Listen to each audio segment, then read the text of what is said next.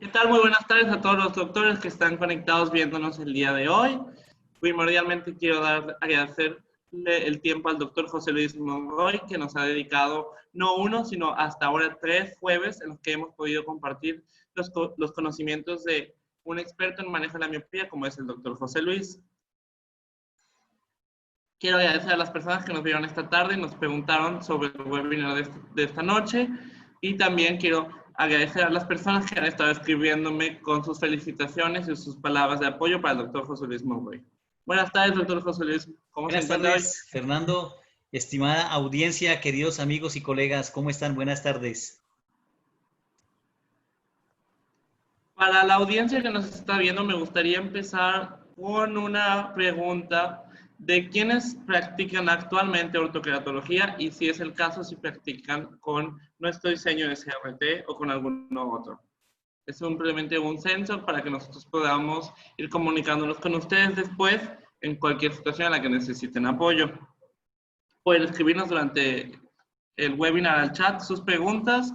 La idea de este webinar es que siempre sea dinámico y que puedan compartir sus opiniones con el doctor José Luis y con su servidor Fernando. Así es, con mucho gusto. También valga la pena la aclaración, Fernando. Obviamente esta presentación la hice pensando en la certificación en un momento dado. Entonces, tanto esta presentación como la de hoy en 8 días, el último webinar, digamos que van a poder tomar las preguntas de certificación sin ningún problema, ¿no? Dentro de estas presentaciones las vamos a resolver. No vamos a hacer énfasis en cada una, pero si ponen atención las vamos a resolver. ¿Ok? Vamos a poner una estrellita, casi, casi. Como en el colegio. Es importante que sepan que para poder adaptar para con CRT, los que no tienen experiencia todavía, es obligatoria la certificación, es un requisito de la FDA, ya que nuestros lentes son aprobados para uso nocturno desde el 2002. El motivo de esta certificación es para que sepamos que los colegas que adapten ortoqueratología también tienen conocimiento y estamos haciendo una práctica integral de la mejor manera. El certificado es totalmente gratuito y yo los puedo apoyar a obtenerlo. Solo tienen que escribirme a mi correo que es fbolio@paragonvision.com, pero de todas formas ahorita lo voy a poner en el chat. Ya nos están escribiendo. Un fuerte abrazo a uno de nuestros doctores favoritos aquí en México, que es el doctor y profesor Luis Fernando Barba. Trabaja actualmente en Aguascalientes y es otro experto en manejo de la miopía, como es el doctor José Luis. Así es, así es. Muchos saludos, Luis Fernando, muchos saludos. Te mando saludos, de hecho, doctor. Y ahora podemos comenzar con el webinar. Antes que nada, agradeciendo también la participación de las personas que están contestando en el chat. Gracias, José Luis. Bueno, entonces para iniciar aquí rápidamente un recordatorio de lo que hemos trabajado hasta ahora. Hoy ya estamos aquí en el tercer webinar y para la próxima semana vamos a hablar bueno, vamos a empezar más bien sobre el seguimiento del paciente que se hace en cada visita de seguimiento, el manejo de las complicaciones o alguna situación adversa que estemos encontrando precisamente durante ese seguimiento y obviamente al final pues ya lo que se refiere al cuidado del lente. Entonces, el día de hoy vamos a hablar acerca de los lentes de ortoqueratología, el CRT y el CRT Dual Axis. El objetivo de esta plática el día de hoy, pues básicamente es entender la estructura, función y adaptación de estos lentes. Es definitivamente muy importante que entendamos cada uno de los parámetros, el por qué se modifican, cómo se modifican, cuándo se modifican y cómo y en cuánto se modifica cada parámetro para que las adaptaciones de estos lentes sean precisamente las adecuadas y obviamente con esto, pues entonces se logren los resultados que estamos esperando, ¿no? Tanto corregir el defecto óptico miópico y en el caso de los niños, pues la doble función, ¿no? Que es corregir la miopía y además controlar la progresión de la miopía. Vamos a desarrollar estos 5 puntos. Voy a apagar aquí la cámara. Vamos a desarrollar estos 5 puntos que tenemos, es lo que vamos a hacer el día de hoy. Ok. Bueno, Entonces,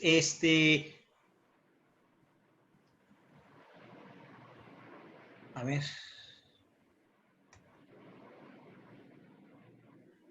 A ver si trabo esto. Bueno, entonces vamos a comenzar hablando precisamente del lente CRT. Rápidamente vamos a ver algunos antecedentes. Vemos que este fue el primer lente de contacto para ortoqueratología de tratamiento nocturno que fue aprobado por la FDA en el año 2002. Y luego, al avanzar los años, vemos que en el 2009 se lanza el Dual Axis, que es para cuando tenemos cierta toricidad corneal. Lo vamos a ver ahora mucho más a detalle. Y entonces estos son, digamos, los parámetros más importantes que tenemos en cuanto a la historia, ¿no? Entonces, precisamente la FDA en el 2002 hizo la aprobación del CRT de Paragon, y observen ustedes que esta aprobación está bajo las siguientes indicaciones: para pacientes con miopía hasta 6 dioptrías y con un astigmatismo o un cilindro menor a 1,75. ¿Esto por qué es importante? Porque precisamente esto es en parte, digamos, de lo que nosotros podríamos decir es el criterio de inclusión, ¿no? Entonces, rápidamente, si tenemos un paciente que en nuestra consulta que tiene -8 o -9 y nos solicita el hecho de hacer un tratamiento con ortoqueratología, pues definitivamente no lo vamos a poder hacer, por lo menos con este lente de CRT. Entonces, hasta 6 dioptrías de miopía y 1,75 de cilindro. Esa fue la aprobación del 2002 de la FDA. Entonces, bueno, como lo acabamos de mencionar, recordemos rápidamente que el objetivo, qué es lo que queremos lograr con estos tratamientos de ortoqueratología, pues en primer lugar, definitivamente corregir el defecto miópico del paciente, y en el caso de los niños, pues controlar el crecimiento de la longitud axial del ojo miope de este paciente, ¿no? Ya vimos la semana pasada que definitivamente estos procedimientos de ortoqueratología, y obviamente pues se incluye aquí el lente CRT, son procedimientos seguros, eficaces, y que definitivamente van a dejar muy satisfechos a nuestros pacientes. Entonces, fíjense ustedes, ¿qué es CRT? Se menciona mucho CRT. CRT significa Corneal Refractive Therapy.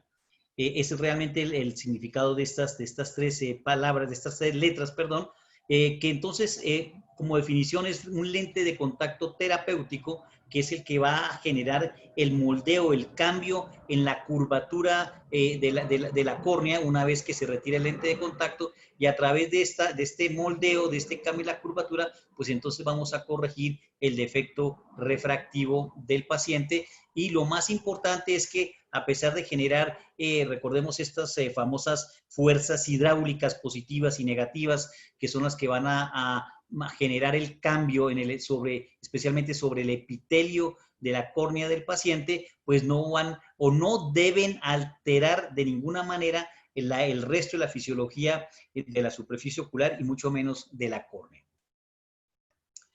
Entonces, aquí hay un par de aspectos muy importantes, ¿no? Obviamente, este efecto se hace a través de un diseño donde es un lente que tiene una geometría inversa, es decir, estamos hablando de un diseño oblato donde es más plana la zona central y curva hacia la periferia media. Esto genera lo que les comentaba, estas fuerzas positivas y negativas, que van a generar en la parte central este aplanamiento, corrige la miopía, y en la parte de la periferia media pues va a crear una reserva de lágrimas que produce esta presión negativa, y se va a generar un ligero engrosamiento del epitelio. Entonces, recordemos que aparentemente lo que se sabe hasta hoy es que hay una redistribución, digámoslo así, de lo que es el epitelio corneal. No es que se pierdan células, no es que el epitelio pierda en cuanto a cantidad de células, sino hay una redistribución de estas células epiteliales. Entonces, lo que les mencionaba, el lente se aplica, es un lente de geometría inversa, un lente de oblato, que se va a colocar sobre una córnea en un paciente normal, una córnea prolata, ¿no? El tratamiento durante la noche, a través de estas fuerzas que acabamos de mencionar, pues va a generar este cambio refractivo en la córnea, y a través de este cambio refractivo, pues entonces se genera lo que es la corrección de la miopía del paciente. Como en cualquier otro lente de contacto, pues tenemos que evaluar diferentes situaciones que nos van a indicar si realmente podemos o no podemos hacer una adaptación, y sobre todo cuándo hacerla, ¿no? Tenemos que tener en cuenta los factores de riesgo, como por ejemplo la edad. Últimamente en estas semanas, no sé por qué ha coincidido que he tenido 3 o 4 pacientes mayores de 18, 19 años, y todavía hay evidencia de que su miopía está creciendo. Entonces, pues obviamente con perfecta tranquilidad podemos hacer el tratamiento de ortoqueratología.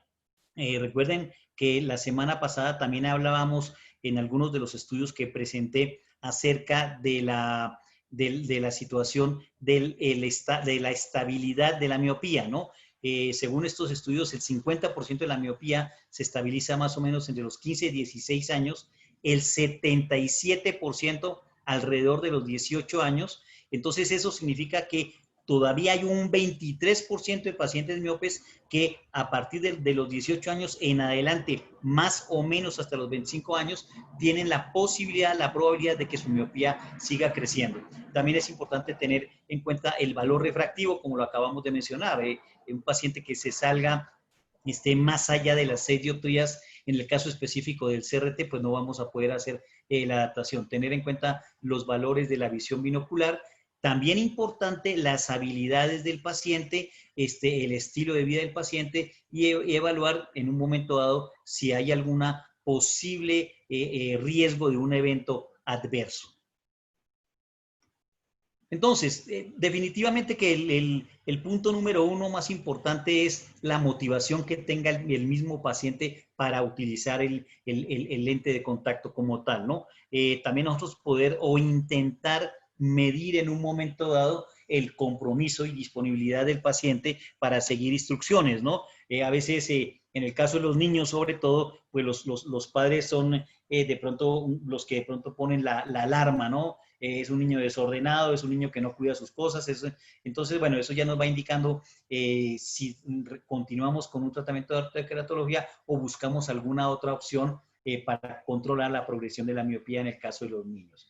Entonces, como les decía, los estilos de vida, pues es muy importante, ¿no? Recuerden que lo que yo les comentaba acerca de la ortoqueratología, que para mí la ventaja más grande, yo lo defino y lo he platicado varias veces con la palabra libertad, ¿no? El paciente, precisamente hace 2 días atendí una niña de estos pacientes que les comento, tenía creo que 18 años, y bueno, cuando le mencioné que ella podía estar durante el día viendo perfectamente bien sin ningún otro dispositivo óptico, ni el lente de armazón, gafa, ni lente de contacto, bueno, ella quedó realmente encantada, dijo, eso es realmente lo que yo estoy buscando, ¿no? Esa libertad, sobre todo si son personas muy activas, atletas, ¿no? Trabajan de pronto en ambientes con mucho polvo, ¿no? O inclusive no quieren usar su graduación, ¿no? Y tampoco se quieren operar. Recordemos que hay muchos pacientes que digamos que están dentro del rango adecuado para una cirugía refractiva, pero el mismo paciente, pues son personas que le tienen miedo, digámoslo así, a la cirugía. Entonces, definitivamente que esta es una gran opción para esos pacientes, ¿no? Algunos usuarios que abandonaron el uso del lente de contacto. Rápidamente también recordemos, ¿por qué abandonan el uso del lente? Aún inclusive el lente de contacto blando. ¿Por qué lo abandonan? Porque al final de la tarde sienten incomodidad del ojo seco, o a lo mejor son pacientes que no siguen mucho el esquema del reemplazo correcto, ya sea semanal, quincenal o mensual de los lentes, y han tenido algunos problemas con los lentes de contacto y abandonan su uso. Entonces, todas estas son opciones que se nos crean a nosotros para poder adaptar o hacer tratamientos a través de esta tecnología de ortoqueratología con CRT. Entonces, aquí nuevamente un resumen de lo que podríamos decir que es el criterio de inclusión de los pacientes de CRT. Como ya lo mencionamos, podemos atender a pacientes miopes hasta de menos 6 dioptrías. Por ahí en alguna charla anterior estaban preguntando que a partir de qué dioptrías podríamos empezar a manejar la ortoqueratología. y yo creo que podemos empezar a partir de menos 0,75. Insisto, sobre todo si son niños y si son niños muy chicos, ¿no? Un paciente de menos 0,75, pero que tiene 7, 8 años de edad, hay que tratarlo de manera inmediata. Astigmatismos hasta 1,75, perdón, de dioptrías de astigmatismo de cilindro, queratometrías entre 39 y 52 dioptrías. Importantísimo, recordemos que este tratamiento es efectivo sobre córneas regulares, hablando topográficamente, que la córnea debe ser una córnea normal, topográfica. El hecho de que tenga un astigmatismo hasta 1,75 no significa que sea una córnea irregular, ¿sí? No hay restricción de edad, eso inclusive está muy bien establecido en la aprobación de la FDA. No hay restricción de edad, ¿ok? Por supuesto, como cualquier otro lente de contacto, pues que toda la salud ocular de la superficie ocular especialmente, pues esté en adecuada forma. Tener en cuenta los diámetros pupilares y corneales. Eso lo vamos a ver un poco más adelante, cómo intervienen estos dos factores. Y bueno, entonces, como hay indicaciones, también hay contraindicaciones, ¿no? Obviamente, pues cualquiera de los parámetros que está fuera de los que acabamos de mencionar, digamos, de los criterios de inclusión, pues entonces no pueden ser adaptados con este lente. Detectar falta de compromiso, algún riesgo que podamos prever en el uso del lente de contacto, pues mejor evitarlo. Si tenemos alguna irregularidad topográfica en la córnea, de ahí, repito, e insisto, la importancia de la topografía corneal, ¿sí? Cualquier alteración a nivel de la córnea, alguna cicatriz que eventualmente, pues entonces va a resultar precisamente en una irregularidad topográfica. Y recordemos, por ejemplo, los usuarios de permeables al gas, hay opiniones divididas, ¿no? Pero en un caso extremo, un paciente que quiera adaptarse, recordemos que tiene que dejar de utilizar el lente que está usando actualmente. Tenemos que dejar pasar, no sé si semanas o inclusive meses, hasta encontrar una consistencia en la regularidad topográfica y poder entonces a partir de eso hacer los cálculos para el lente CRT, ¿sí? Y obviamente pues cualquier alteración en la superficie ocular de manera importante tampoco sería un buen candidato para la adaptación del lente CRT.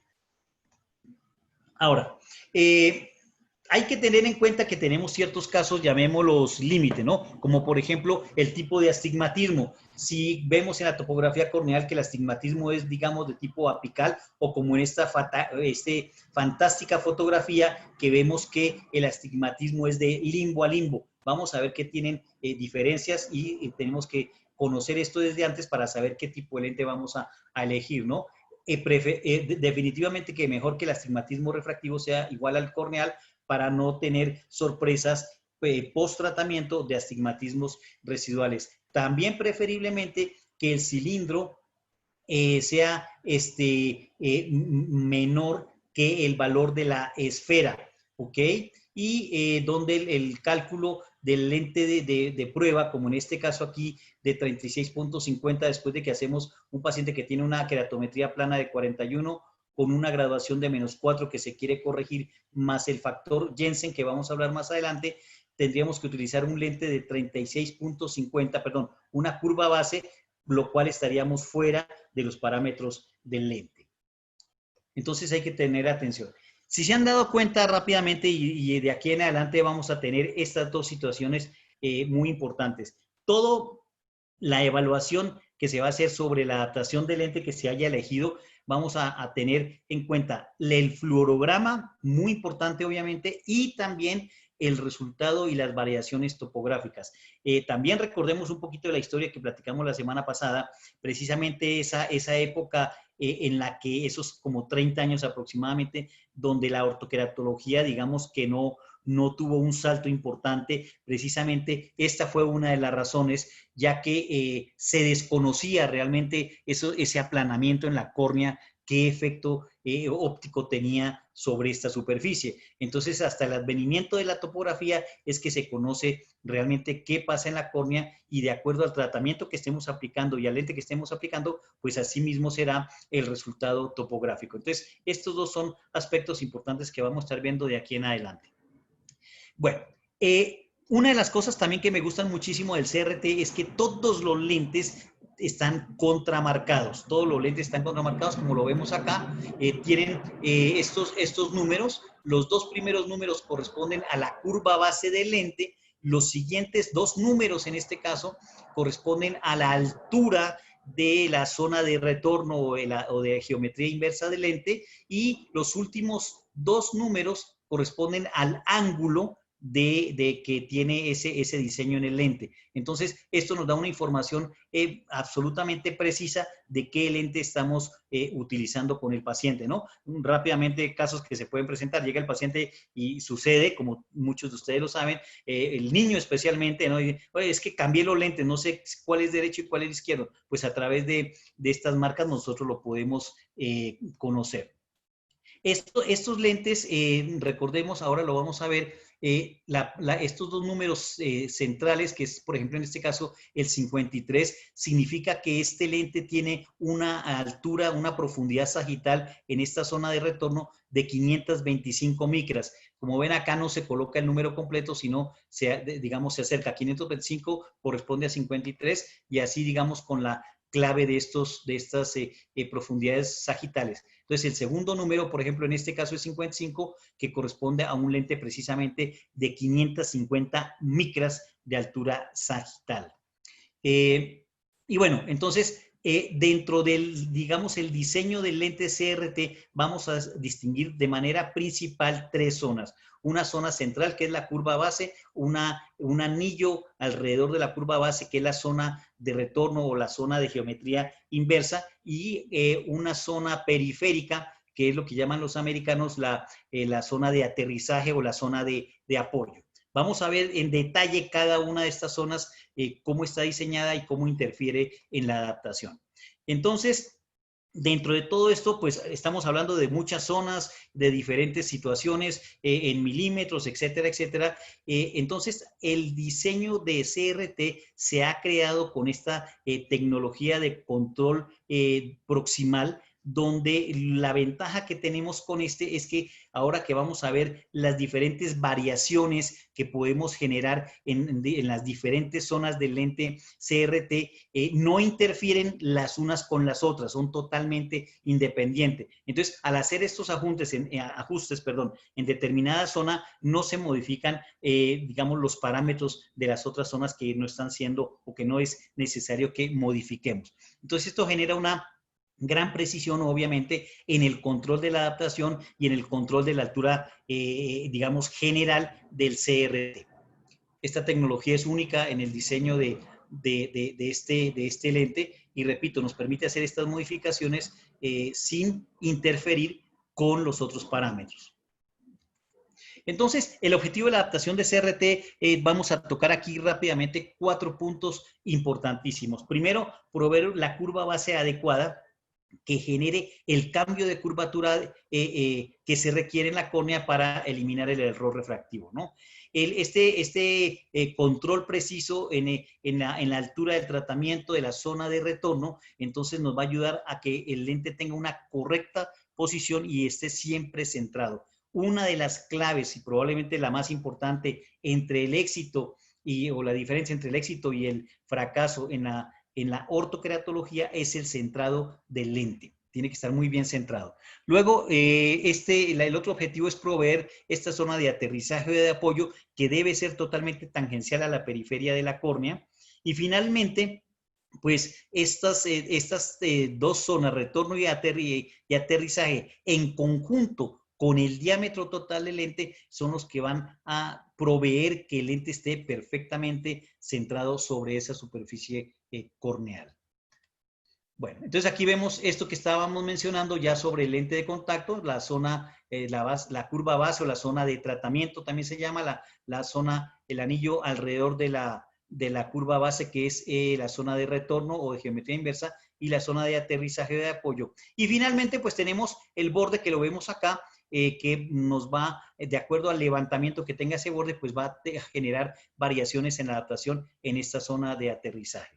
Entonces, si lo vemos desde el punto de vista, digamos, un corte longitudinal, pues vemos aquí la zona central, la zona óptica, la zona de retorno, la zona de aterrizaje y el diámetro total del lente. Entonces, cada una de estas, pues estamos hablando de tres cosas diferentes en cierta forma. La curva base, vamos a hablar en milímetros, así la vamos a medir. La zona de retorno, como ya lo he mencionado varias veces, la vamos a medir en micras porque estamos nosotros midiendo esta profundidad, esta altura sagital en esta zona. Y la zona más periférica, la vamos a medir en grados de ángulo. ¿Qué tantos grados está separado o hace este levantamiento del borde del lente con respecto a la córnea? Entonces, como ejemplo, pues como les mencionaba, la zona central, hablamos en milímetros, en este caso, como ejemplo, 8.9 milímetros, tiene una profundidad en la zona de retorno de 550 micras y tiene una angulación de 33 grados. Aquí, en cuanto al ancho de cada una de estas zonas, es también muy importante, porque fíjense ustedes que la zona de retorno y la zona de tratamiento son zonas fijas. El ancho de estas zonas es una de las cosas que no podemos variar. En el caso de la zona central de la curva base, tenemos un diámetro de 6 milímetros y en el caso de la zona de retorno, esta que se ve aquí de color morado, tenemos un ancho de 1 milímetro. En esta zona. La zona de aterrizaje es variable, no tiene digamos, un ancho específico, varía en más o menos 3 milímetros y esto también depende mucho pues del diámetro del lente que estemos utilizando. Entonces, hablando de la zona de tratamiento, es pues obviamente la zona más importante, podríamos decirlo así, porque es la que va a generar precisamente el aplanamiento necesario para corregir esa miopía. Como ya vimos, tiene un diámetro de 6 milímetros y se pueden hacer ajustes de 0.1 en 0.1 milímetros, en pasos de 0.1 milímetros. Esta curva base se va a seleccionar a través de los datos que nosotros vamos a obtener del paciente con respecto a la curvatura corneal, a la queratometría más plana. También lo vamos a ver en un momentito más. Entonces, esta zona de tratamiento, es muy importante esto. La curva base nunca se ajusta para cambiar la adaptación del lente. Es decir, no es como nosotros hacemos, por ejemplo, con los lentes de contacto tradicionales, digamos así, permeables al gas corneales, donde el lente se va, por ejemplo, si vemos una adaptación muy ajustada, vemos un acúmulo de fluoresceína muy importante en el centro del lente, entonces nosotros en esas adaptaciones lo que hacemos es disminuir la curva base para aplanar un poco el lente y disminuir ese acúmulo. En este caso, no. Nunca se ajusta la curva base o se modifica la curva base para hacer un cambio en la adaptación del lente. Esta permanece fija. Ahora, ¿cuándo habría necesidad de modificar la curva base? Básicamente cuando nosotros en la sobrerefracción del lente, en el momento de la evaluación del lente de prueba, del lente inicial, veamos que la sobrerefracción no es la óptima. Ahora también vamos a dar el parámetro de qué sería una sobrerefracción óptima con el lente CRT, ¿sí? O cuando la forma de la córnea definitivamente no se ajusta totalmente a la superficie posterior del lente de contacto. Ya vamos a ver también más adelante de qué manera podemos, inclusive hasta empírica, como lo vimos en unas diapositivas anteriores, podemos calcular cuál sería la curva base inicial del lente. Ok. Bueno, la siguiente zona, la zona de retorno, también llamada zona de geometría inversa, o es donde encontramos la zona de profundidad sagital de la zona de retorno. Entonces, si estamos hablando de profundidad sagital, tenemos que hablar en micras. Esta zona la podemos medir en pasos de 25 micras. con los ejemplos que vimos anteriormente, ¿no? 500, 525, 550 y así sucesivamente. El ancho, como lo vimos, es fijo de aproximadamente 1 milímetro y esta tiene como función proveer el centrado del lente y a través de esta zona vamos a definir la profundidad, digamos, precisamente la curva base, qué tan alejada o qué tan cercana está de la córnea. Es decir, que nos va precisamente a ayudar a controlar cómo el tratamiento va a ser aplicado sobre esa córnea. Este diseño también de este lente es muy interesante porque precisamente en esta zona se genera una especie de forma de sigmoidal, como lo vemos acá, ¿sí?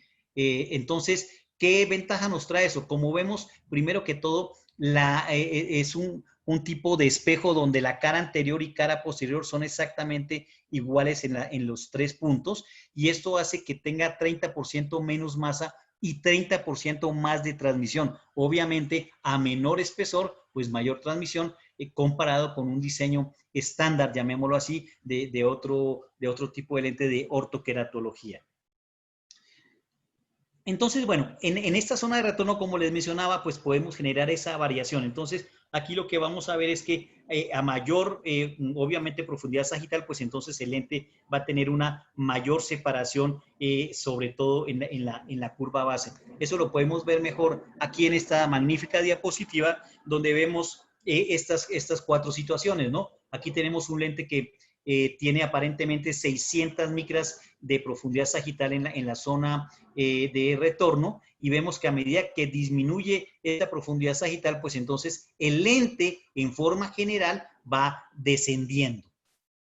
O lo contrario, ¿no? Si vemos que el lente, tanto en los signos como en el fluorograma, vemos que el lente está demasiado cercano, por decirlo de alguna manera, a la córnea, inclusive nos podría estar causando algún tipo de pequeña queratitis punteada, pues entonces lo que tenemos que hacer es levantar ese lente a través de mover la altura de la profundidad sagital en la zona de retorno.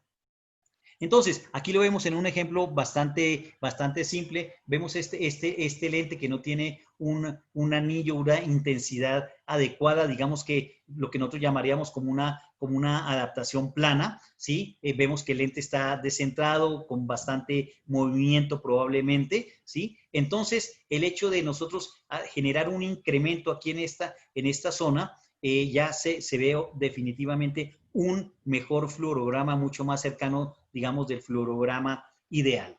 Y lo contrario pasa cuando esta zona más bien está demasiado levantada, está, digamos, muy curva, ¿no? No sé si algunos de ustedes han probado cuando hacemos una adaptación de un lente de contacto permeable al gas corneal y tenemos un ajuste bastante importante. Es tanto el ajuste que inclusive se pueden llegar a observar burbujas. En este caso, pues tenemos que hacer exactamente lo contrario. Tenemos que disminuir, por ejemplo, aquí disminuimos 50 micras esta zona de retorno para crear nuevamente el adecuado fluorograma de ojo de buey.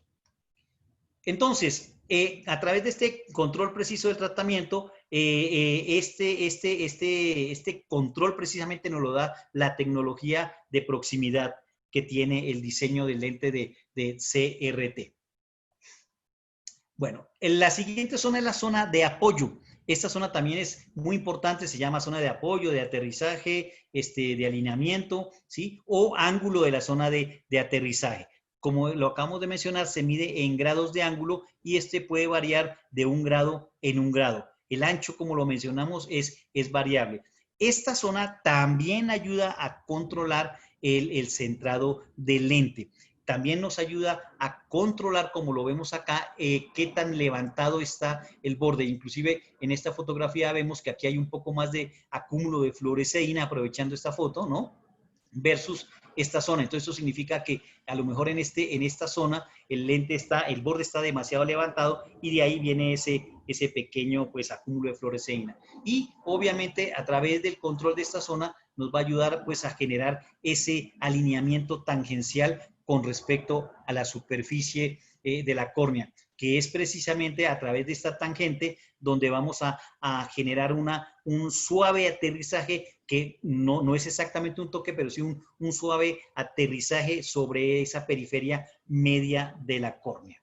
Y nos ayuda, pues, obviamente, a minimizar precisamente el impacto del lente sobre esa zona. Entonces, como les decía, también ayuda a que el lente esté centrado y alineado especialmente en esta zona.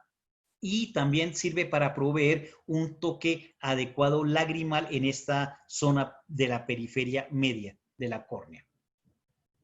Aquí vemos algunas de las angulaciones más frecuentes que tenemos, ¿sí? Y yo creo que, bueno, aquí es importante estas angulaciones, ahora la vamos a ver de manera más práctica qué significa esto ya sobre digamos, el ojo, sobre la córnea del paciente. Ahora, al mover también estas angulaciones de 34 a 33 y así sucesivamente, por cada grado que nosotros generemos una modificación, un cambio en esta zona, en esta angulación, en la zona de aterrizaje, se va a generar también un cambio en la altura sagital del lente, no con el impacto de la zona de retorno que estamos hablando cada paso de 25 micras de cambio de altura sagital, pero sí de 15 micras. Entonces, aquí también lo vemos. Vemos que a mayor grado, en este caso 34 grados de levantamiento del borde, es el borde más cerrado del lente. A medida que disminuyen los grados, como en este caso 31, pues vemos que el levantamiento del borde es mucho mayor. Entonces, todo esto se va a modificar, voy a retrasar un segundito, todo esto se va a modificar precisamente de acuerdo a lo que nosotros estemos observando en esta zona, en el borde del lente, el levantamiento del borde del lente, qué tanto acúmulo de fluoresceína hay, y entonces con respecto al lente que tenemos, pues nosotros podemos definir qué opción vamos a utilizar si es que hay necesidad de hacer alguna modificación. Entonces, como les decía, esta angulación es muy importante porque ya sea o para aumentar o para disminuir la profundidad sagital, lo vamos también a lograr a través de la modificación de estos grados, ¿no? Cada grado, repito, tiene una variación de 15 micras, corresponde a 15 micras en la altura sagital del lente. Y bueno, aquí se ve también de manera mucho más clara. Vemos que si tenemos una angulación menor, 31, 32 grados, pues el acúmulo de fluoresceína es mucho mayor aquí en el borde. A medida que vamos disminuyendo esta angulación, es decir, aumentando el número, ¿no? De 32 a 34 inclusive, pues ya inclusive casi aquí podemos ver que prácticamente se pierde esa pequeña fluoresceína aquí sobre el borde del lente. Entonces recordemos muy bien, a menor angulación hay un mayor levantamiento en esta zona. Muy bien, ahora, en cuanto al diámetro, bueno, el diámetro también es un aspecto muy importante que tenemos que tener en cuenta cuando adaptamos este tipo de lentes de contacto de ortoqueratología y obviamente el CRT. Lo medimos en pasos de 0.5 milímetros en 0.5 milímetros y este tiene pues realmente un cálculo bastante sencillo, ¿no? Vamos a tener en cuenta el diámetro de iris visible horizontal, ¿sí? Y a este diámetro que nosotros estemos encontrando en nuestro paciente le vamos a restar 1 milímetro. Esa diferencia nos va a dar cuál sería el diámetro ideal del lente CRT. A veces no hay tanta precisión, no sé, 11.07 milímetros tiene la córnea del paciente, entonces lo acercaríamos al 0.5 milímetros más cercano.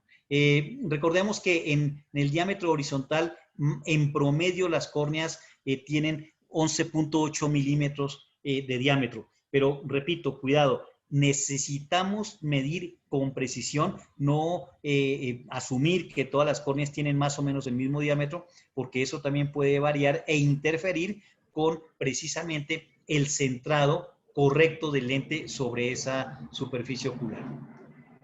Entonces, dependiendo, por ejemplo, del tipo de diámetro que tengamos aquí, fíjense ustedes, precisamente, ¿no? Tenemos una córnea con 11.38 menos 1 milímetro, tenemos el diámetro ideal del CRT es de 10.38, lo podemos acercar a 10.50, que inclusive es el lente estándar de CRT, el que viene en la caja de prueba, ese diámetro. Una córnea mucho mayor, vemos aquí 12.06 menos 1, tenemos un lente que necesitaríamos un lente mayor de 11 milímetros para que haga la correcta cobertura como lo vemos aquí, ¿no? Entonces, si estamos por debajo, tenemos una córnea bastante grande de 12 milímetros y estamos utilizando un lente de 10.5, pues definitivamente la cobertura no va a ser la adecuada, ¿no? Va a quedar insuficiente, ¿no? Podemos ver que es, digamos, una posición óptima entre 95 y 97% de cobertura, una córnea que tiene, según esto, 11.57 milímetros de diámetro, y entonces utilizaríamos un lente de diámetro de 11 milímetros, ¿no? O aquí, totalmente lo contrario, ¿no? Una córnea pequeña, relativamente de 10.78, y colocamos un lente de 11 milímetros, pues ya más bien estamos hablando de una adaptación limbal, ¿ok? Entonces, el importante es el diámetro y la correcta cobertura del lente, precisamente para que el centrado sea el más adecuado. Todos estos parámetros intervienen definitivamente en cómo estamos aplicando nosotros el tratamiento sobre esa superficie ocular. Estuve viendo un video, un curso bastante interesante, precisamente de Paragon, los tips los 10 tips más importantes para la adaptación de CRT. Y una de las controversias que se generó ahí era precisamente la medida del diámetro, ¿no? Unos decían que, bueno, hay topógrafos, como vemos acá, que en la topografía nosotros señalando los dos extremos en esta línea recta, pues el topógrafo nos puede dar la medida del diámetro, ¿no? Allí los doctores indicaban que a veces estas medidas en los topógrafos tienden a ser un poco mayores de lo normal, ¿no? Definitivamente lo más adecuado podría ser el utilizar este tipo de reglas para medir el diámetro de iris visible de la córnea, ¿sí? O definitivamente, pues uno que a mí me gusta mucho, la mayoría, bueno, no sé si la mayoría, pero muchos de las lámparas de hendidura en el ocular tiene un retículo que nos ayuda, como vemos aquí en esta fantástica fotografía, a medir perfectamente cuál es el diámetro de esa córnea. Bueno, antes de pasar a CRT Dual Axis, no sé, ¿alguna pregunta, Fernando? ¿Vamos bien? Perdón, no te escucho, Fernando. Ya. Mi micrófono. Listo, doctor. Vamos bien, hay unas preguntas, pero las vamos a dejar para el final porque no están relacionadas a la primera parte. Ok, perfecto. Bueno, este diseño de lente, inclusive sería una pregunta para Fernando, porque con este diseño de lente vamos a ver que se hacen algunas de las adaptaciones que en un momento dado se podrían pensar que son especiales, pero en realidad no. De acuerdo a mi experiencia y a medida que voy avanzando y mejorando inclusive, porque uno va mejorando sus adaptaciones a medida que va viendo más pacientes, como esta mañana lo mencionaba el doctor Tapia, ¿no? Me he dado cuenta que hoy en día yo creo que te podría decir que entre el 50 y 60% de las adaptaciones yo utilizo el Dual Axis. Sí, incluso no sé, los doctores en Estados Unidos se han mudado, como dice usted, doctor, de 6 de cada 10 pacientes los han mudado a Dual Axis. La funcionalidad del CRT y del Dual Axis viene siendo la misma, pero lo que pasa es que al poder ajustar las curvas de apoyo, el cierre de la cámara de presión mejora y muchas veces la efectividad del tratamiento es hasta más rápida. En vez de tomarse 2 semanas, a la semana tenemos el tratamiento completo, en algunos casos de Dual Axis. Exactamente. Entonces, vamos a ver este fantástico diseño que, insisto, cuidado, jóvenes colegas, creo que, como lo acaba de confirmar Fernando, yo me diría que en muchos casos, la mayoría de las adaptaciones las vamos a hacer con el Dual Axis. Ahora, esto no tiene ningún misterio, es un lente fantástico. ¿Qué significa Dual Axis? Digamos que tiene más de un parámetro, por decirlo de alguna manera, y aquí lo vamos a ver en esta gráfica. Este es el lente donde vemos que la curva base sigue siendo fija, única, esa ya sabemos que en un momento dado no se va a mover, pero aquí lo que vamos a observar es que en la zona de retorno, por ejemplo, podemos generar dos elevaciones distintas, ¿sí? ¿Ok? Y de la misma manera lo vamos a poder ver en la zona de aterrizaje, donde podemos tener dos angulaciones diferentes en los lentes. Y lo vemos aquí precisamente en las marcas como ejemplo este lente, ¿no? Este lente, por ejemplo, tiene una curva base de 8.0, pero en un eje tiene una profundidad sagital de 550 micras y en el otro eje tiene una profundidad sagital de 575 micras, 25 micras más que el otro. Esta diferencia es como si estuviéramos hablando nosotros de una zona de retorno tórica, por decirlo de alguna manera, ¿no? Y de la misma forma, observen ustedes la angulación. En un eje, este lente tiene un ángulo de 33 grados y en el otro eje tiene un ángulo de 34 grados. Recordemos, a mayor angulación, el borde del lente está más cerrado. Entonces, precisamente estos lentes tienen estas dos marcas. Aquí rápidamente para comparar y recordar, ¿no? Aquí tenemos un lente esférico. En todo el lente simplemente vamos a observar estos 6 números, pero cuando estamos enfrente de un lente dual axis, vamos a encontrar estas dos numeraciones. Aquí no se repite la curva base porque ya sabemos que esa es única, así que nada más se coloca en una sola parte. En este caso específico, estamos hablando de un lente de una curva base de 8.4 milímetros en este eje con 550 micras de elevación y un ángulo de 34 grados.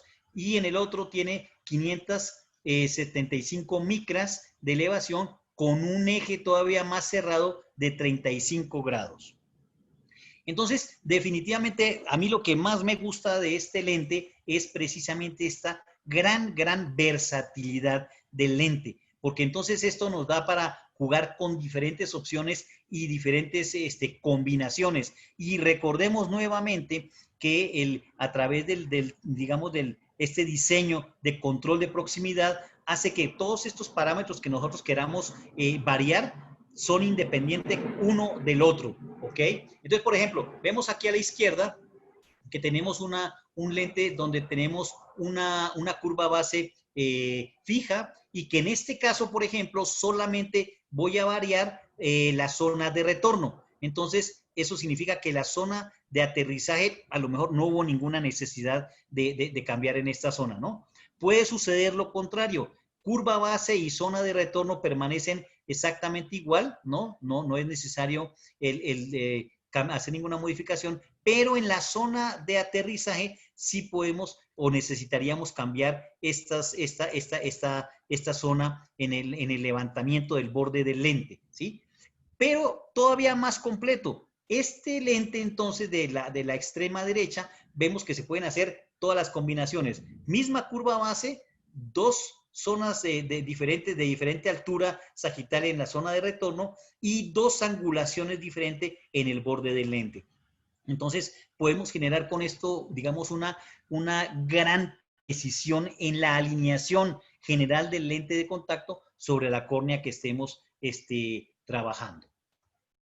Entonces, ¿cuándo necesitaríamos dual axis? Hay diferentes situaciones.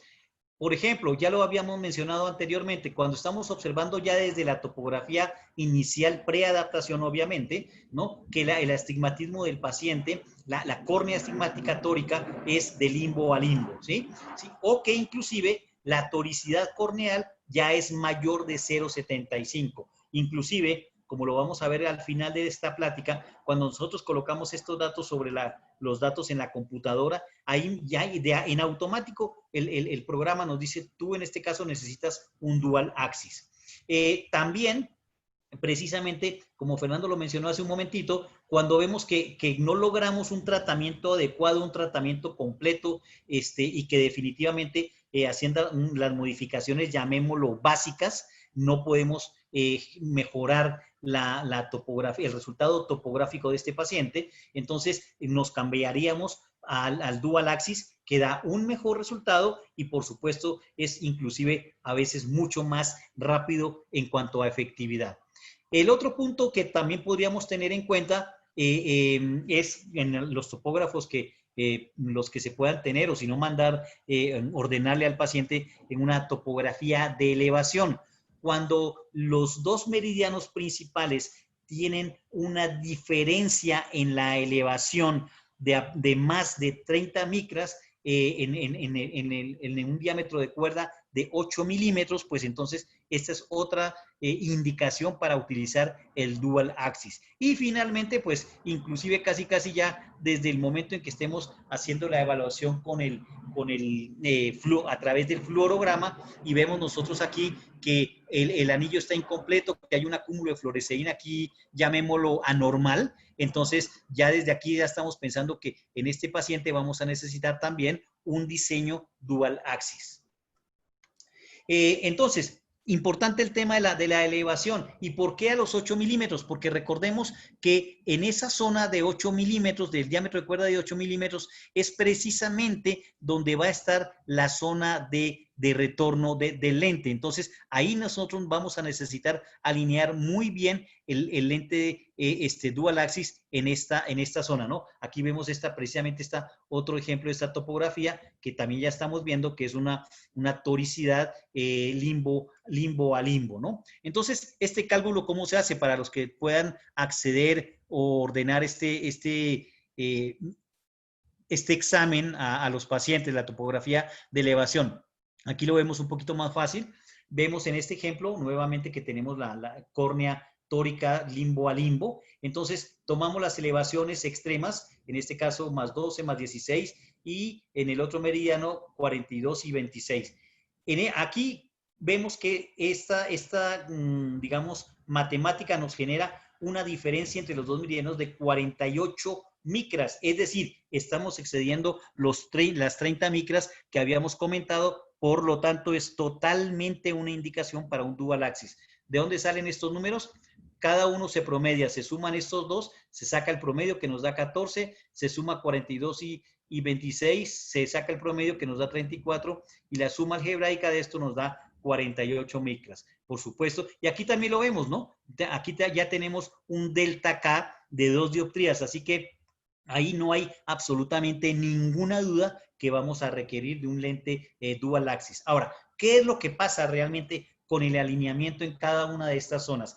Aquí vemos, por ejemplo, de manera gráfica, aparentemente lo ideal es que los dos meridianos estén perfectamente alineados sobre la córnea del paciente con respecto al lente de contacto, ¿no? Horizontal y vertical, vemos que se muestran perfectamente las tres zonas. Este anillo de la zona de aterrizaje se ve completo, se ve perfecto, entonces pues aquí no tenemos ningún problema. El caso contrario es cuando alguno de los meridianos obviamente tiene una mayor elevación y entonces esto va a generar precisamente una diferencia en la altura sagital. Aquí lo vamos a ver con un ejemplo mucho más gráfico. Ahí lo tenemos, ¿no? Entonces, vemos que en esta zona, inclusive observen ustedes que aquí hay dos situaciones, ¿no? Número uno, el lente aquí en la zona de retorno ya inclusive vemos una burbuja, pero además vemos que el anillo está incompleto en esta zona, por lo tanto, está generando, eso se genera a través de esta diferencia, y entonces la fluoresceína se acumula aquí en esta zona donde no debería de haber tanta fluoresceína, y eso nos genera un lente que no es el adecuado para esa córnea tórica. Entonces, por lo tanto, vamos a requerir en ese caso, obviamente, del lente dual axis. Y aquí lo vemos todavía de manera mucho más práctica, ¿no? Vemos aquí este anillo incompleto, no es uniforme. Esta zona de aterrizaje es como si se filtrara la fluoresceína que estaba aquí en la zona de retorno hacia este punto. Esto estamos hablando de un CRT, llamemos esférico. Entonces, al cambiarlo, vemos aquí la doble numeración, al cambiar esta adaptación a un dual axis, pues vemos inmediatamente cómo se mejora totalmente el fluorograma que estamos observando y se completa aquí, hay un anillo ya de la zona de aterrizaje totalmente uniforme, ¿no? Utilizando en este caso, fíjense ustedes, la variación de 50 micras. Aquí un esférico de 550 micras, lo dejamos igual y simplemente en el otro meridiano aumentamos 50 micras, quedaría 550 micras y en el otro meridiano de 600 micras. Y aquí en este caso específico también, pues vemos que la zona periférica se ve bastante bien, así que la angulación la dejamos en los mismos grados que estamos en este momento, que son 33. ¿Qué pasa cuando es el caso precisamente de una diferencia en el levantamiento del borde? Y esta foto me gusta muchísimo. Es una foto realmente muy clara donde vemos un mayor acúmulo en este ejemplo, ¿no? En la zona inferior y en la zona superior del lente hay un mayor levantamiento en estas dos zonas. Vemos que la zona central está bastante bien. Inclusive vemos que hay un anillo bastante completo, bastante uniforme en la zona de aterrizaje, pero el levantamiento del borde así no lo es. Entonces, requerimos precisamente de que un borde lo vamos a dejar en 32 grados como se tenía originalmente, ¿no? Porque vemos que este extremo está adecuado el levantamiento, y el otro borde lo vamos a cambiar y vamos a generar un cambio a 33 grados, ligeramente menor en el cierre, recordemos, del borde de levantamiento del lente. Y ya entonces vemos inmediatamente que se hace totalmente uniforme, más constante ese levantamiento del borde en los 360 grados del lente.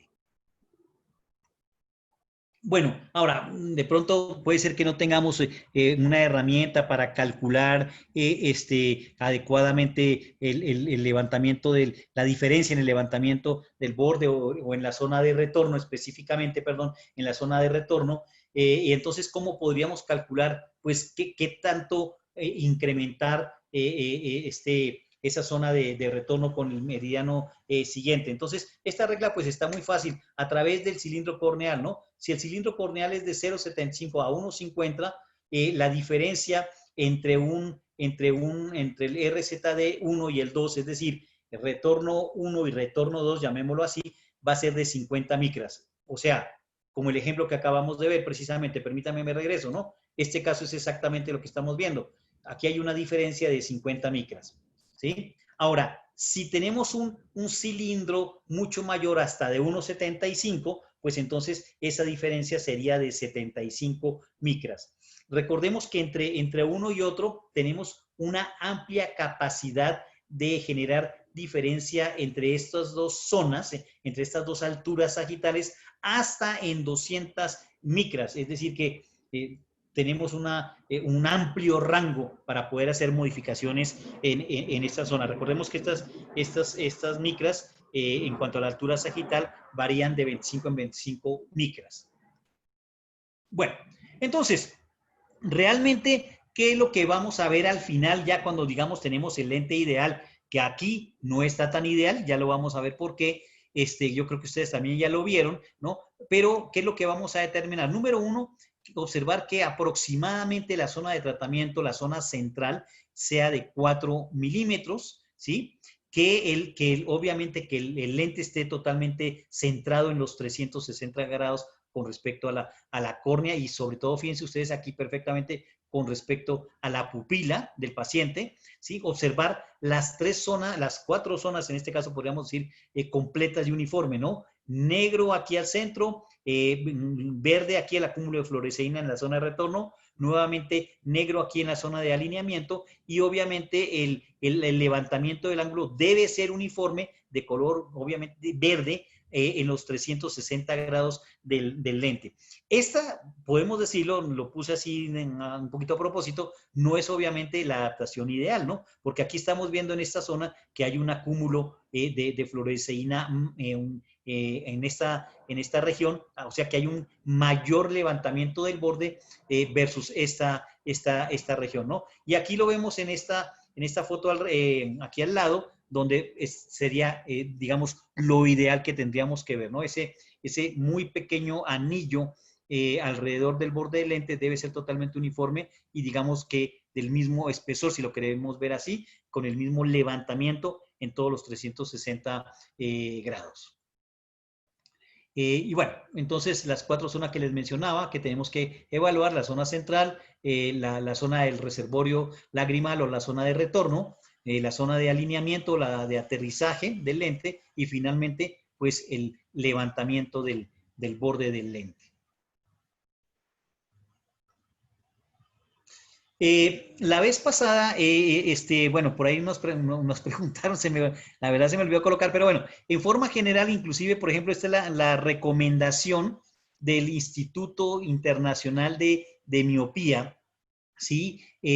Donde dice, bueno, digamos, cuál sería lo ideal de nosotros observar al paciente después de que estamos ya entregando el lente definitivo, ¿no? Entonces, como protocolo definitivamente en cualquier adaptación de un lente de ortoqueratología, la primera noche que duerme el paciente con lente, tenemos que verlo al otro día, ¿no? Digamos, parte del protocolo, yo podría decirlo en un momento dado, obligatorio para asegurarnos de que esa primera noche, pues, la córnea en un momento dado del paciente respondieron adecuadamente y que eso nos está indicando, obviamente, pues que el tratamiento del lente, la alineación del lente con respecto a esa córnea es la adecuada, ¿no? Yo, por ejemplo, en mi caso, sobre todo cuando hablamos de niños, pues normalmente yo hago estos tratamientos o inicio estos tratamientos los días viernes, ¿sí? Entonces yo cito a los pacientes de primera vez para ortoqueratología los días viernes en la tarde, hacemos todo el proceso, ahora lo vamos a ver en un momentito ya cómo vamos a hacer la selección del lente inicial, colocamos el lente, yo les comentaba la vez pasada que ahí mismo lo pongo inclusive a dormir una hora, así fue como yo aprendí a hacer este procedimiento de ortoqueratología, el paciente se despierta a la hora y vamos a tomar las medidas de agudeza visual, obviamente, ver que la córnea no haya tenido ninguna reacción, obviamente, o que no estemos nosotros generando ningún toque específicamente central. Y por otro lado, se mide inmediatamente también la topografía a ver qué resultado hubo en ese momento. Entonces, se entrega el lente de contacto ese, si todo está bien, digamos que está funcionando de manera ideal, pues se le entrega al paciente o se lleva ahí mismo el paciente sus lentes de contacto, duerme esa noche y el día sábado, repito, sobre todo los niños por el tema de la escuela, el día sábado a primera hora, 8 o 9 de la mañana, entonces ya reviso al paciente. También hay alguna controversia en esto, algunos colegas le dicen al paciente que no se quite el lente en la mañana, sino que vaya a la consulta de ese primer día con el lente puesto. Yo no lo hago así, yo le digo al paciente, quítese el lente y viene a la consulta sin el lente puesto. Lo que sí le digo es que traiga el lente por si alguna otra cosa se requiere revisar en ese momento. También es muy importante lo siguiente, a lo mejor lo vamos a ver la próxima vez, pero ya que estamos acá, es a veces no vamos a ver de pronto ni el fluorograma súper ideal, ¿no? Digo, tiene que haber una situación, permítame, me regreso, extrema, ¿no? Un caso de estos, ¿no? En un caso de estos para que necesitemos cambiar el lente de manera inmediata, que aún así esto se ve desde el momento en el que colocamos el lente de contacto. Pero bueno, el punto es el siguiente. Si vemos todavía que el tratamiento, digamos que falta todavía efectividad, recordemos que tenemos entre 1 a 2 semanas para que el tratamiento logre la mayor efectividad posible, desde el punto de vista topográfico y desde el punto de vista visual, de agudeza visual, ¿ok? Entonces, como que hacer un cambio en ese momento realmente no tiene mucho sentido, es mejor. Esta mañana también el doctor Alejandro Tapia lo mencionaba en su plática, dejar al paciente con el lente y ver qué va a pasar en los siguientes 4 o 7 días, ¿no? Aquí también hay una pequeña variación, yo también lo reviso en la siguiente visita más o menos a los 8 días, pero también todo va de acuerdo qué estamos viendo en este primer día. Pues si vemos que hay alguna situación que nos esté indicando que puede haber algún eventual problema, pues mejor lo citamos al tercer día, por ejemplo, ¿no? Y bueno, ya después de eso, pues de acuerdo a cómo nosotros vayamos viendo al paciente, a lo mejor 8 días, luego 15 días, luego al mes, 3 meses y más o menos cada 6 meses lo estaríamos revisando. Yo en forma general, sobre todo con estos pacientes, ortoqueratología, pacientes especiales, incluyendo los lentes de contacto, por ejemplo, esclerales y etcétera. Yo prácticamente nunca doy de alta a ningún paciente, ¿no? Por lo menos cada 6 meses, si el paciente se me pierde, pues intento localizarlo para ver cómo va su adaptación, ¿ok? Bueno, Este es, digamos, un cuadro bastante interesante que nos está dando ya todos los parámetros con los que podemos contar aquí con el lente CRT y el CRT Dual Axis, ¿no?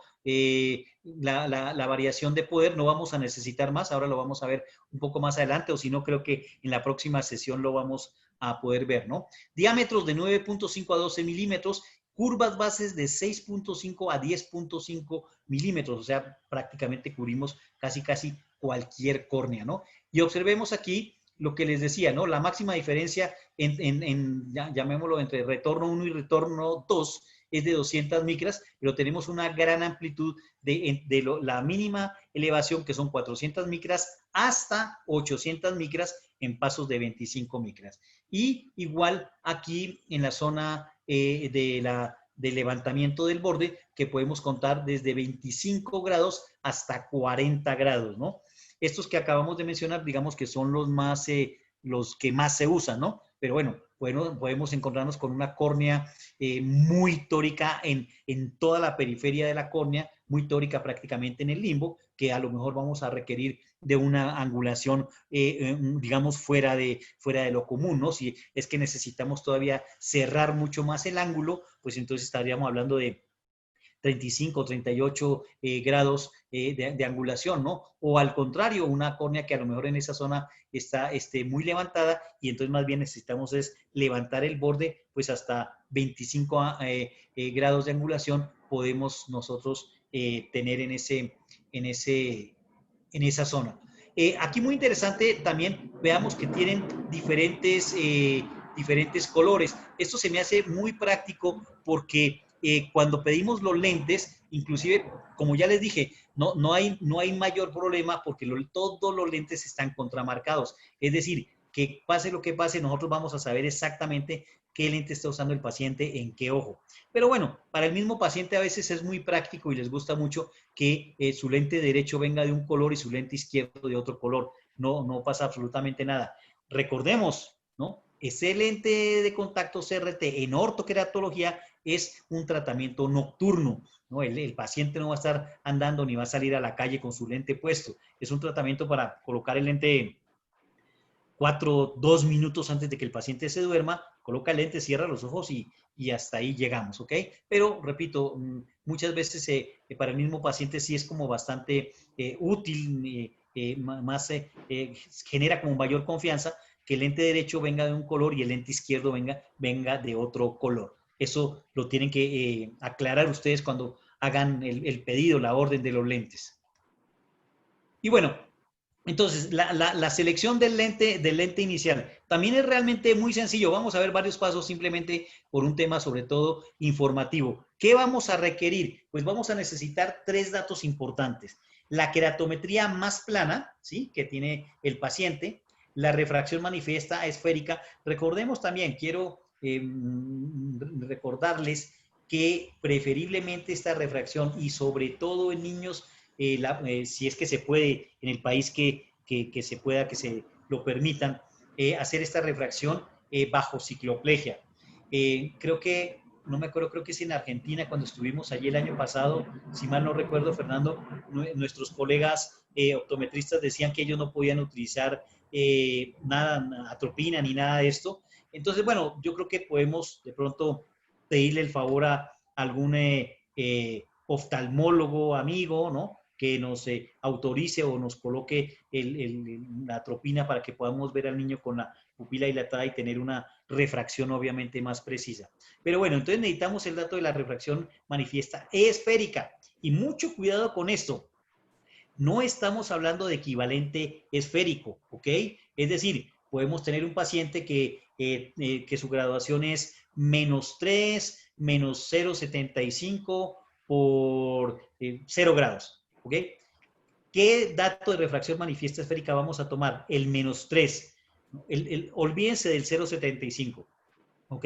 Es -3. No vamos a hacer ninguna conversión allí para decir, bueno, como ese 0,75 vamos a compensarlo, entonces dejemos al paciente con una refracción de -3,25. No, ahí no se requiere hacer ningún equivalente esférico. ¿Ok? Y bueno, finalmente, como ya lo vimos, tener el dato del diámetro de iris visible, horizontal para también calcular el lente, el diámetro del lente final, ¿no? En la caja de pruebas, el diámetro estándar es de 10.5. A lo mejor ahí pues no hay mucho que hacer, ¿no? De todas maneras, vamos a colocar el lente que tenemos ahí con este diámetro, ¿sí? Y vamos a ver pues cómo se comporta ese lente, ¿no? Si definitivamente, como lo vimos en las diapositivas anteriores, vemos que por un tema de diámetro el lente está descentrado, con un mayor movimiento, etcétera, etcétera, pues entonces sí ya necesitaríamos ordenar al laboratorio el lente específico con esta graduación. Valga la pena la aclaración. Lo que pasa, pero para los que a lo mejor no saben, cuando se obtiene la certificación ya nos dan la autorización para poder comprar la caja de pruebas. Obviamente la caja ideal pues es para mí la de 100 lentes, porque con eso yo creo que, no sé, yo diría que casi el 90%, para no exagerar, de las adaptaciones de los pacientes que tengamos nosotros, los lentes los vamos a encontrar en esa gran caja de pruebas, ¿ok? Si ya salimos de esos parámetros que están en la caja de pruebas, pues entonces sí vamos a requerir ordenar directamente el lente al laboratorio, ¿ok? Bueno, digamos, de manera empírica, pues es muy fácil, por allí lo vimos en las primeras diapositivas, el cálculo de con qué curva base empezamos, ¿no? Entonces aquí tenemos a este paciente precisamente más o menos como el que acabamos de mencionar, con una refracción esferocilíndrica, ¿sí? Y observen aquí, no tenemos en cuenta este 0,50 para decir, bueno, dejemos aquí el -4, olvídense de eso, ¿sí? Dejamos este -3,75. Sobre la queratometría más plana, nosotros queremos corregir 3,75 esférico de miopía de este paciente, nos da un subtotal de 39.50 para la curva base. Pero luego a este resultado hay que aplicarle el famoso factor Jensen. Esto también lo vimos en la clase pasada, en el webinar pasado, que es el factor de compresión, ¿no? Es como un factor que es un extra aplanamiento que se genera en el lente para crear una mayor efectividad en el aplanamiento sobre la córnea. Hay algunos laboratorios que manejan 0,75 o 0,50 en el factor Jensen, en el factor de compresión, y precisamente yo les mostraba, para los que de pronto no estuvieron en esa presentación de la semana pasada, que ya hay algunos, digamos, estudios que están haciendo adaptaciones con un factor de compresión hasta de 1,50 dioptrías en el factor Jensen, es decir, un aplanamiento mucho mayor. La gran noticia aquí es que a pesar de ese gran aplanamiento, o sea, 1,50 extra sobre esta queratometría plana del paciente, no ha tenido ningún efecto sobre alteración en el epitelio de la córnea, ¿ok? Bueno, eso como un recorderis de la vez pasada. Pero bueno, al final de cuentas, entonces, con estos cálculos, nosotros ya podemos determinar que para este paciente, con esta queratometría, el paciente vamos a buscar un lente CRT con una curva base de 39 dioptrías, ¿ok? Ahora, claro, esto es nada más para de pronto a los que nos gusta un poco las matemáticas o previo a esto podemos ir calculando qué curva base vamos a necesitar. Pero tenemos dos herramientas realmente muy simples de utilizar. Uno es el selector de lente inicial. Esta cartilla viene incluida en la caja de pruebas del lente de CRT y es muy fácil de utilizar. El primer paso que vamos a requerir es localizar en esta zona cuál es la queratometría más plana, ¿no? Hay que tener muy en cuenta cómo está colocada la flechita. Por ejemplo, aquí estamos señalando que estamos ante un paciente que su curva más plana es de 43.25. Al mover esta rejilla hacia un lado y hacia otro, se van generando cambios aquí para ver cuál es entonces el lente ideal. Una vez que tenemos localizado aquí la queratometría más plana, entonces vamos a buscar aquí sobre estas líneas azules y blancas la refracción del paciente, -3,75. Bueno, esa coincide con el paciente anterior, ¿no? El ejemplo anterior. Entonces, nosotros ya localizamos aquí la refracción manifiesta del paciente y tercer paso, aquí lo vamos a ver un poquito más más grande, es precisamente esto que tenemos señalado allí como número 3. Entonces, aquí a la izquierda ya nos está indicando cuál es el lente ideal para ese paciente con esa refracción y con esa queratometría plana. Entonces, aquí nos dice inclusive el número del lente, ahí en la caja de pruebas viene aquí el número del lente, el 96, ¿no? Y vienen los parámetros que vamos a necesitar de ese lente para esa adaptación inicial. Esta es la adaptación inicial. Entonces, tenemos que vamos a iniciar con una curva base de 8,8 de 550 micras de elevación en la zona de retorno y un ángulo en el levantamiento del borde de 33 grados, ¿sí? Este G, por ejemplo, refiere al color del lente. En este caso es el tinte, perdón, del lente, que es green, o sea, verde. Entonces, de esta manera, así tan fácil como lo vemos aquí, sacamos este lente de la caja y ya lo vamos a ir colocando en la córnea del paciente. Todavía hay otro más fácil, diría yo, y obviamente pues con la tecnología mucho más práctico, ¿no? Este es el mismo selector inicial del lente. Este es un archivo, un programa de Excel que ustedes pueden descargar en la página de Paragon, ¿no? Entonces aquí colocamos todos los datos, ¿no? En este caso sí nos están pidiendo las dos queratometrías, la más plana y la más curva.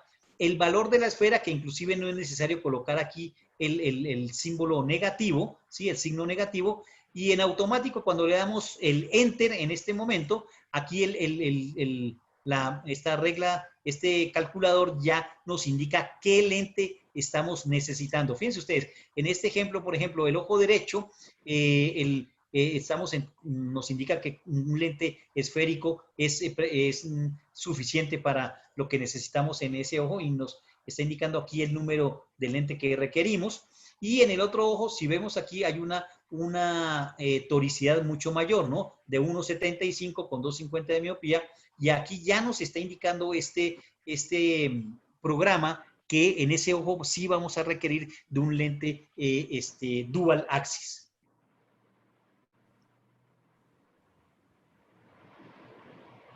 Muy bien. Entonces, bueno, definitivamente para nosotros tener una correcta adaptación debemos de conocer muy bien los principios y fundamentos de la ortoqueratología, conocer muy bien los principios y fundamentos de los lentes que acabamos de estudiar y de repasar, obtener a través del cuestionario que tienen en Paragon el certificado, ¿no? Hay que tener una certificación del procedimiento para poder tener acceso a los lentes, a la caja de prueba, inclusive les dan un número de certificación que eso queda registrado ante la FDA, ¿no? Una adecuada selección del paciente con los parámetros que acabamos de informar y obviamente pues también proveer una adecuada comunicación e información al paciente y a los padres de familia, ¿no? En este caso, en cuanto a la técnica, en cuanto al lente específicamente hablando, hablar de seguridad, eficacia, calidad de vida, describir el procedimiento en general de lo que significa el manejo de miopía, todo eso lo vimos la vez pasada, y pues la importancia de las visitas de seguimiento para que pues tener el control, digamos así, ahora sí es cierto, de este paciente, ¿no? Ahí en me encanta, y yo inclusive a veces repito varios videos, pueden entrar a la página de Paragon en Facebook y buscar Paragon Academy. Ahí hay muchísimos videos y talleres en vivo donde pues hacen una demostración, ahora sí es cierto, de todos estos pasos que acabamos de ver. Y aprovechando pues precisamente la próxima semana, una vez seleccionado el lente, vamos a ver la evaluación de ese lente, ¿no? A lo mejor repetimos algunas cositas de esta plática y luego vamos a ver en el momento en que se presenten pues alguna complicación o algún resultado que no sea el adecuado, pues qué modificaciones tenemos que hacer con estos lentes para optimizar el resultado del tratamiento, ¿ok? Entonces, insisto, esta es una muy buena manera también de podernos instruir. Ahí están todos estos videos ya que están en la página, los pueden abrir perfectamente sin ningún costo, ¿verdad, Fernando? Así es, doctor José Luis. Incluso ahorita estoy poniendo en el chat para todos los doctores que están conectados mis datos de contacto y la dirección del sitio web de Paragon para poder realizar la certificación y yo voy a estar apoyándoles con cualquier duda que tengan. Ok, Bueno, mis jóvenes amigos y colegas, pues esto es todo por hoy. Como vimos, pues un relato bastante importante y a profundidad de todo el diseño de estos magníficos lentes, porque a través precisamente de este conocimiento profundo, nosotros vamos, número uno, a detectar cuándo no estamos ante o cuándo estamos más bien ante una adaptación que no es la ideal, identificar por qué esa adaptación no es la ideal y asimismo, pues nosotros poder generar y hacer los cambios que se requieren para que esa adaptación sea la ideal. ¿Ok? Entonces, muchas gracias nuevamente por acompañarnos prácticamente en esta hora y media, creo, todavía nos quedan unos minutitos. Y bueno, Fernando, adelante, por favor, si tenemos algunas preguntas, por favor. Claro, doctor. Tenemos una que veo que están discutiendo justo en el chat, que es si es importante si el astigmatismo con el que vamos a trabajar es con o contra la regla o incluso oblicuo. Bueno, y eso creo que lo mencionamos o no me acuerdo, a lo mejor no hice énfasis. Esa es una magnífica pregunta. Preferiblemente, o sea, no sé si recuerdan, en esta presentación decía, había una diapositiva que decía poner atención, ¿no? En algunos casos, en algunos detalles que digamos que se salen del límite, ¿no? Preferiblemente, donde digamos que se obtiene un mejor resultado es en las adaptaciones cuando los astigmatismos son con la regla, con la regla. Oblicuos y contra la regla, el resultado a lo mejor no va a ser el deseado, ¿no? Qué buena pregunta, sí. No Sí, hice pero énfasis en antes eso. de seguir con las demás preguntas, doctor, muchísimas gracias. Quiero invitarlos a todos. El próximo jueves es nuestro último webinar de esta serie de 4 webinars en los cuales nos ha apoyado el doctor José Luis. La próxima semana vamos a hablar sobre manejo de complicaciones con los lentes de control de miopía de Paragon. La siguiente pregunta es, ¿los CRT se usan de noche? ¿Cambios de noche? Ok. Doctor, en su práctica, a la hora de calendarizar las visitas de revisión, ¿qué es lo que usted toma en cuenta en cada visita? Bueno, eso lo vamos a ver la próxima semana. Listo, entonces para las personas que nos Pero, preguntaron eso, los esperamos la próxima semana y es el mismo horario que es jueves 7 de la noche, horario central, Ciudad de México, Bogotá. pero En bueno, un paciente con perdóname, nistagmus y Fernando, miopía, Fernando, perdón. Pero rápidamente para contestar, pues mira, definitivamente el paciente llega, lo primero que yo hago es tomo la agudeza visual, ¿no? Monocular y binocular, tomo obviamente la topografía y hago una evaluación en la lámpara de hendidura de la córnea y hago una tinción corneal, ¿no? Digamos que básicamente sería eso. Perdón. Listo. Eh, en un paciente con nistagmus, ¿es posible realizar ortokeratología? Muy buena pregunta. Fíjate que a lo mejor sí se podría hacer ahí el único tema sería el asunto de la evaluación en el momento del lente inicial, porque al fin de cuentas el tratamiento se va a hacer nocturno, obviamente pues a ojo cerrado, entonces no va a haber mayor problema ahí. Realmente no tengo ninguna experiencia en eso, pero no sé, yo creo que habría que evaluar el caso. Muy interesante pregunta. Yo, fíjate que en todo lo que he leído no he visto ningún paciente tratado con nistagmus o en ningún estudio de los que he leído.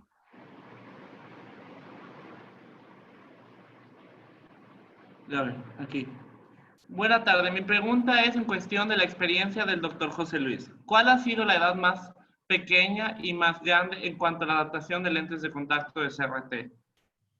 En este momento yo tengo, bueno, ya están un poco más grandes, pero inicié con un par de niños hermanos que tenían aproximadamente creo que uno era de 8 años y el otro era de 9 años. Fue cuando yo inicié. Ahora, recordemos, no hay restricción de edad, ¿no? O sea, porque me llegaron esos casos, no he tenido pacientes menores que justifique hacer un tratamiento de ortoqueratología, ¿me explico? Pero ese es digamos, el menor de los casos. Y el mayor es de 38, 39 años. Insisto, no hay restricción de edad.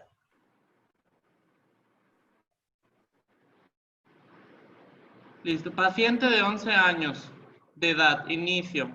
2 años de evolución con OrtoK, sin patologías en este periodo. Miopía sin evolución. ¿Aconseja continuar con OrtoK? ¿Cuántos años más? Buenísima pregunta también. Eso lo vimos la vez pasada, inclusive con estudios clínicos. Aquí hay una situación. Se ha demostrado que de parar el tratamiento antes de los 15 años puede generar un efecto rebote, ¿ok? Entonces yo recomendaría que por lo menos hasta los 15 años continuaran el tratamiento, ¿ok? Y esto, repito, y esto inclusive bajo estudios clínicos, ¿no? Entonces yo recomendaría que continúen el tratamiento hasta los 15 años de edad para que no se pierda, digamos así, lo que ya se ha ganado, ¿no? Listo. Pues esas todas las preguntas.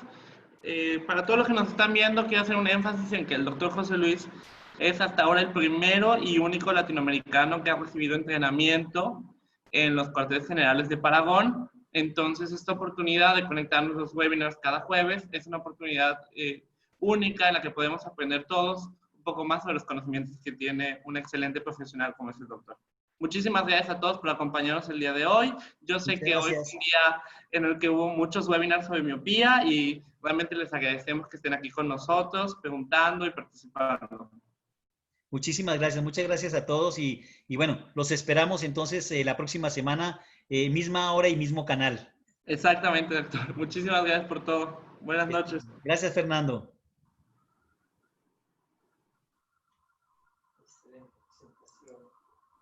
¿Mm?